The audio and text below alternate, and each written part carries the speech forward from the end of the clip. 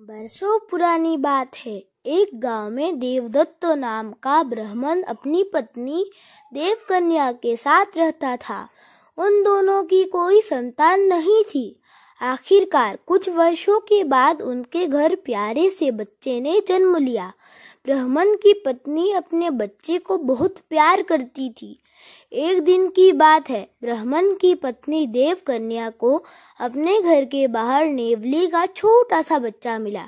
उसे देखकर देवकन्या को उस पर दया आ गई और वो उसे घर के अंदर ले गई और उसे अपने बच्चे की तरह पालने लगी।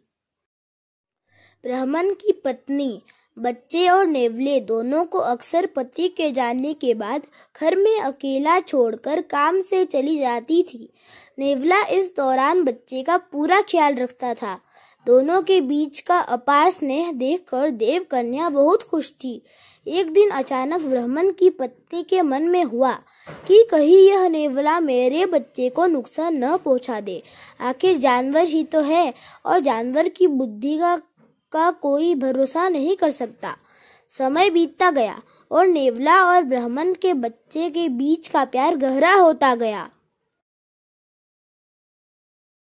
एक दिन ब्राह्मण अपने काम से बाहर गया हुआ था। पति के जाते ही देवकन्या भी अपने बच्चे को घर में अकेला छोड़कर बाहर चली गई। इसी बीच उनके घर में एक सांप घुस आया। इधर ब्राह्मण देवदत्ता का बच्चा आराम से सो रहा था, उधर सांप तेजी से उस बच्चे की ओर बढ़ने लगा। पास में ही नेवला भी था। जैसे ही नेवले ने सांप को देखा तो वो सतर्क हो गया।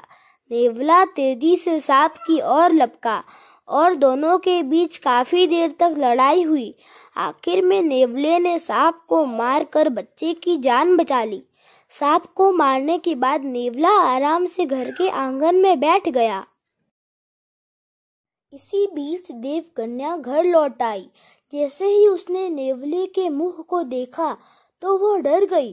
नेवले का मुंह सांप के खून से लथपथ था, लेकिन इस बात से अनजान देवकन्या ने मन में कुछ और ही सोच लिया। वो गुस्से से कांपने लगी। उसे लगा कि नेवले ने उसके प्यारे बेटे की हत्या कर दी है। यही सोचते सोचते ब्राह्मण की पत्नी ने एक लाठी उठाई और उस नेवले को पीट पीट कर मार डाला। नेवले को जान से मारने के बाद ब्राह्मणी अपने बच्चे को देखने के लिए घर के अंदर तेजी से भागी। वह बच्चा हंसते हुए खिलौनों के साथ खेल रहा था। इसी दौरान उसकी नज़र पास में पड़े सांप पर गई। सांप को देखते ही देवकन्या को बहुत पछतावा हुआ। वो भी नेवले से बहुत प्यार करती थी, लेकिन गुस्से और अपने बच्चे के मोह में उसने बिना कुछ सोचे समझे नेवले को मार दिया था।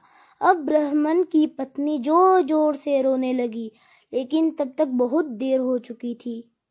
उसी समय ब्राह्मण भी घर लौट आया। वह पत्नी की रोने की आवाज सुनकर दौड़ता हुआ घर के अंदर गया। उसने पूछा, देवकन्या, तुम क्यों रो रही हो? ऐसा क्या हो गया? उसने अपने पति को सारी कहानी सुना दी। नेवले की मौत की बात सुनकर ब्राह्मण देवदत्त को बहुत दुख हुआ। दुखी मन से ब्राह्मण ने कहा, तुम्हें बच्चे को घर में अकेले छोड़कर जाने और अविश्वास का दंड मिला है। तो दोस्तों, इस कहानी से हमें ये सीख मिलती है कि बिना सोचे समझे गुस्से में आकर कोई काम नहीं करना चाहिए। साथ ही विश्वास की डोर को कभी शक की वजह से टूटने नहीं देना चाहिए।